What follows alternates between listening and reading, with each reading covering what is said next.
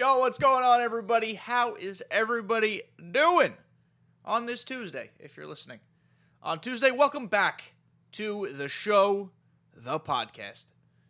Today, our episode is more of what I hope to be a conversation topic on an opinion that I've started to come around to having.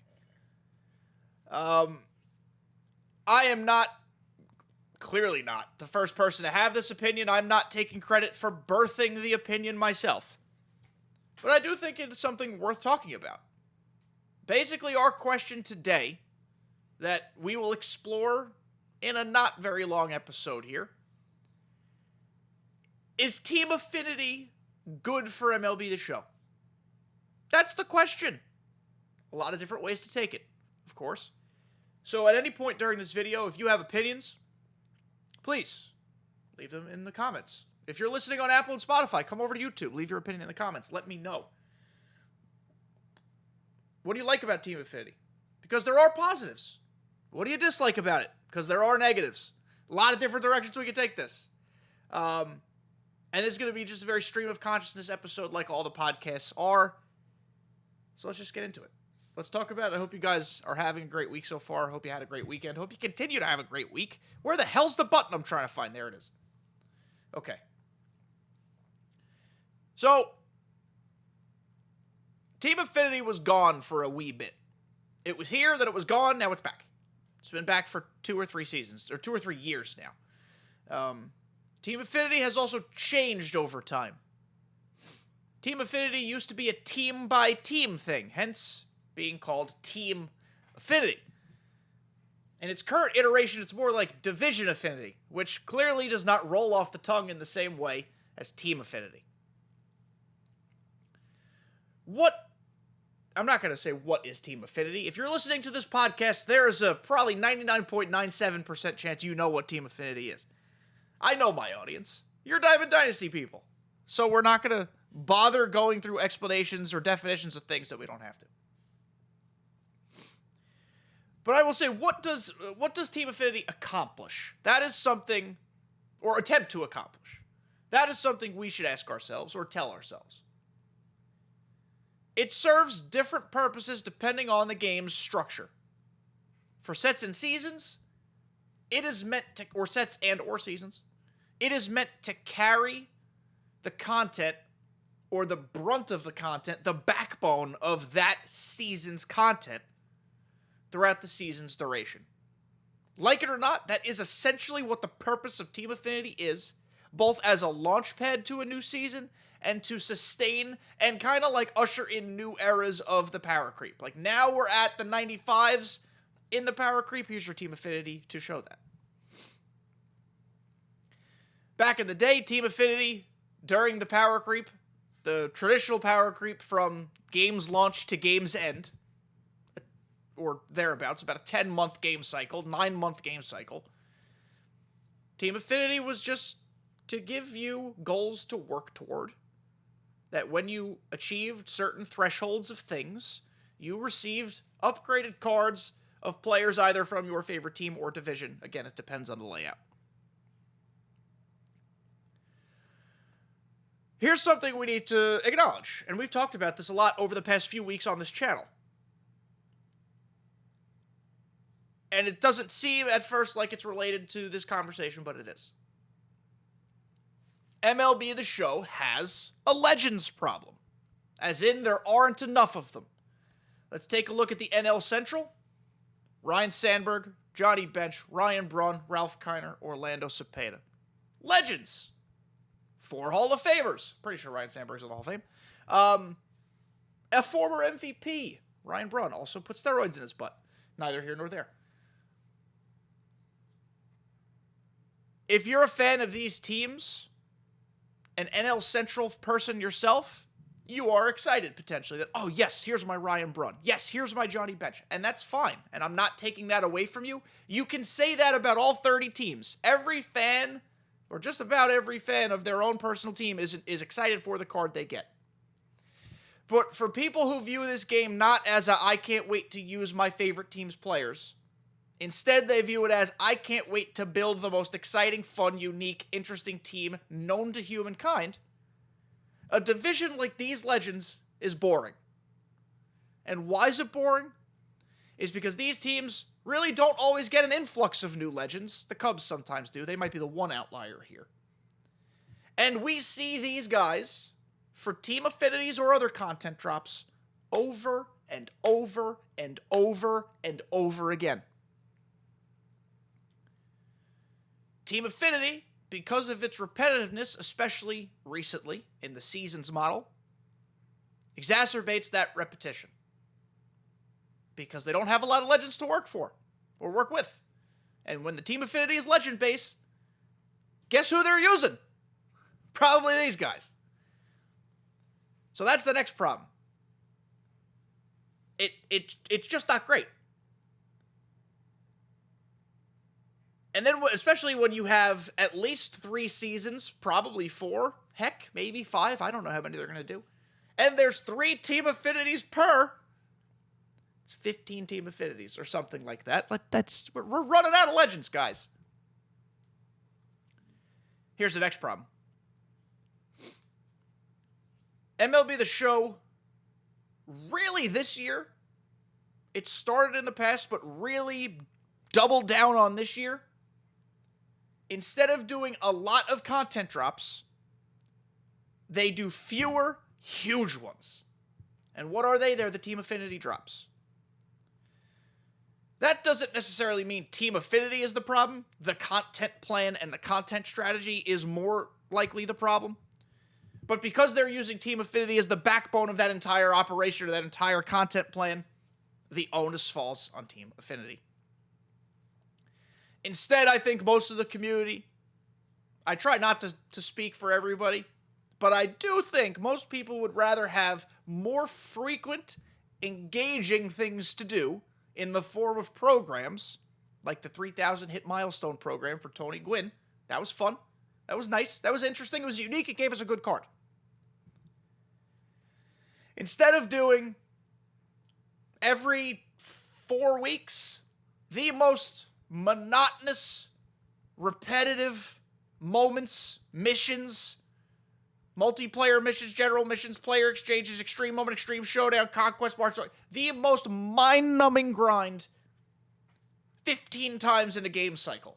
And every Team Affinity, they try to change it up a little bit, but it ultimately ends up really just being a skinned down or scaled down version of the same thing. A reskinned version of the same thing. That's what I was trying to say. My apologies. For the health of the game, for the interest of the player base, and for the sake of, making it feel good when a new Legend, or not a new Legend, but, another card of a Legend comes out, I think it might be time to abandon Team Affinity. Or, again, really re-envision it. Really re-envision it. It just needs a change, is kind of what I'm getting at. Whether that is removing it and giving us more programs, I'm down with that. Maybe making it a less repetitive grind, or it doesn't refresh as often, or, you know what I'm getting at? There's just got to be something that can breathe life into the content model. Because let's look at programs now. So, what SDS has done this year is give us a season awards program just about every week, every Thursday or Friday. These have served a purpose for sure. The cards have gotten better for sure. There was a while where all the cards were absolutely terrible. So, improvements have been made as the year has gone on. The inclusion of the pack has been cool. I like that they've been getting, the card art on this no-hitter card, just like the Dylan Cease no-hitter card, is just stupid good. Improvements have been made. We can all acknowledge that. But for a lot of weeks, most weeks, that has been the content. And, it's not super, it's also repetitive. It's not super engaging. I think they've done a better job lately. I don't know if it's a coincidence. You can put on your tinfoil hat if you so choose. I'm not going to tell you what type of hat to wear. I prefer backward snapbacks. But if you want to wear a tinfoil hat, go ahead. The content started getting better right around the launch of EA College Football. Right around there. That's also when the All-Star Week content came out, to be fair. And that was just a happy accident that All-Star Week was the same time as EA College Football came out. SDS could not have changed that themselves. But if you just look around, there aren't a lot of programs here. Other programs that are not the season awards. And I don't know if that is a content strategy designed to optimize the content team's time, so they're not just constantly churning out stuff to do, which I hope is not the case, because I want stuff to do. Or maybe, just maybe, so many team affinities and so many big old massive dumper content drops is giving them fewer players to utilize in one-off programs because they're dumping them all at once in team affinity. Like, let's just say, this is not going to be totally accurate. It's not a one-to-one, but just follow me here. You'll understand what I'm getting at. SDS released with Season 2, Chapter 3, Team Affinity, 5, 10, 15, 20, 30 legends for Team Affinity. And it's not always legends. Chapter 2 was the All-Star guys, 30 players. Doesn't always have to be legends. But with every Team Affinity, 30 players come out. What if they found ways to make other themes out of Team Affinity and turn it into programs spread across 6 weeks? And it gave us multiple of these players per program. Or, like, just gave us more creative ways to earn the stuff. I think you know what I'm getting at.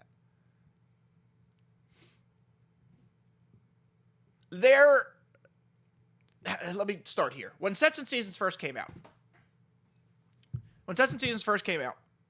or was first ideated, my guess is that it was decided on or approved for a couple reasons. The two primary ones being, A, I'm not sure any sports game has ever done this before. Maybe it'll be cool. And I still, to this day, even though I've grown to really not like Sets and Seasons, I still tip the cap to the willingness to take a chance. I respect the ability to take a chance. You're not going to find out if it works or not unless you try. So it didn't work largely. It stinks. The last 2 years have maybe not been as great as the past, but I do tip the cap for the attempt. The second thing Sets and Seasons did was kind of move us a little bit towards the let's make a little more money on the game avenue. And that we have to acknowledge. And having Team Affinity be part of the Sets and Seasons thing in such a big way has now also made us dislike Team Affinity. So it is frustrating. We, as a player base, don't ask for it. I mean, it seems like we ask for a ton. But really all we ask for is a game that plays well, a game that gives us things to do, like purposeful things to do, and cool cards to play with. On the surface, I feel like that's it. Diamond Dynasty players specifically. Let me make that clear. I feel like those three things are pretty surface level things. There are intricacies to them.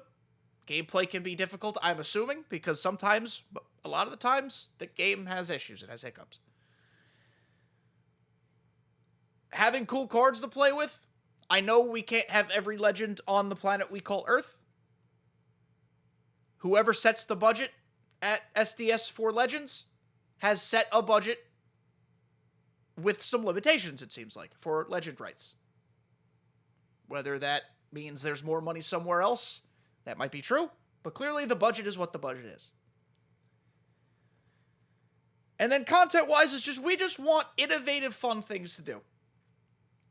I want a reason, maybe not every day, but multiple days a week, to fire up the old PS5 and grind something out. What Team Affinity has done, or Sets and Seasons has also done, I should have said this before, I think the other point of Sets and Seasons was to make it feel like launch night more often. Because we all love launch night. The first night of a new game release, whether it's MLB The Show, EA College Football, Baldur's Gate, hell, pick your favorite game series. Launch night's the best. It's like a lightning in a bottle moment. What SDS was trying to do probably is catch it and recreate it. And there might have been times last year where the reset was fun. And like, wow, this does feel like launch night again. But now, Team Affinity comes out so freaking often. And the grinds are so freaking similar where you just go play the Rockies at Shield Woods or Coors Field and blow their brains out.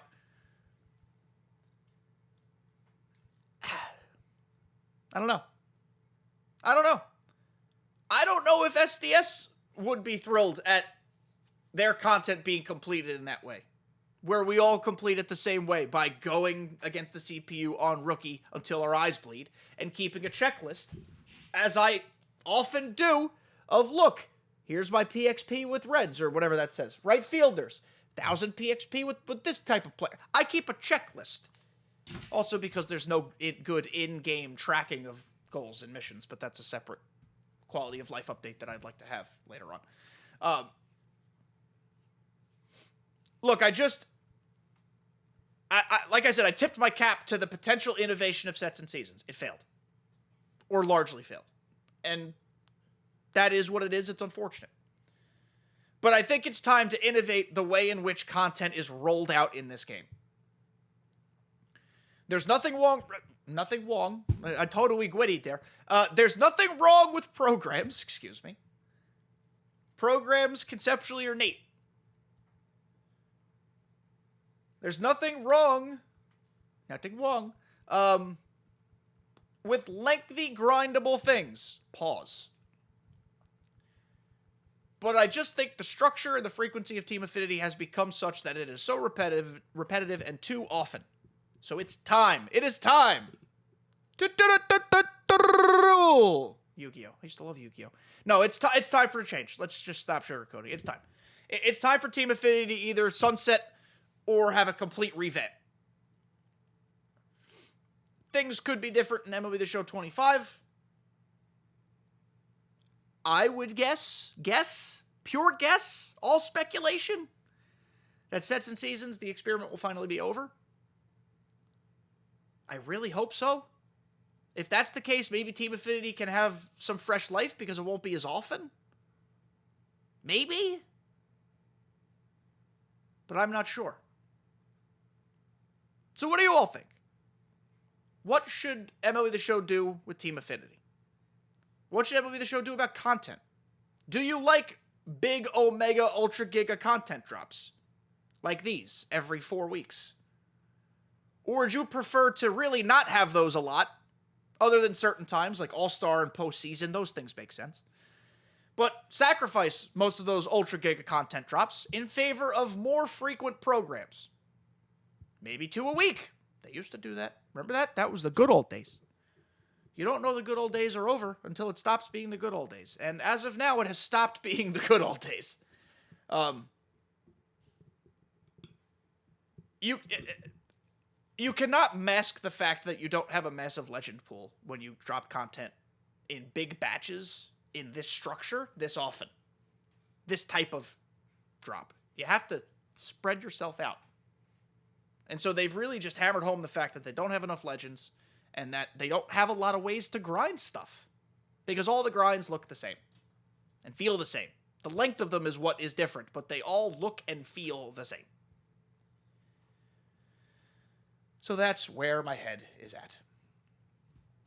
And that is where the episode is going to end. I told you guys it wouldn't be long. It was a pretty open-ended episode. I don't have the answer. I don't have the creative solution. I actually enjoy reading the comments quite a bit because I find that you all have a lot more creative solutions than I do. I'm just the purveyor of knowledge and power, because knowledge is power. I just like having and jumping, or being the jumping off point for these conversations. And again, I'm not trying to claim that I'm the first one to, especially recently, say Team Affinity needs to go. I'm not. But I see the pulse on social media, and I react to it here and bring the conversation to another audience. That's kind of how I operate. And I tend to agree generally with a lot of the pulse of the community. Because we're all in the same boat. We all kind of want the same thing. We just want a better, more captivating game. Because we all love baseball. That's what it comes down to. So, let me know what you guys think about what we talked about today. Offer any solutions. Maybe you love Team Affinity, and that's totally fine. It's your prerogative. You can love whatever you want to love. You love it, let me know why. I'm very open to having that conversation too. But thank you guys for making it to the end. I love you all. I'm going to go watch the Yankees, knock on wood, not lose at all to the White Sox in the next 3 games, because I will cry if they do. And that's it. Talk to you guys later. See you next time.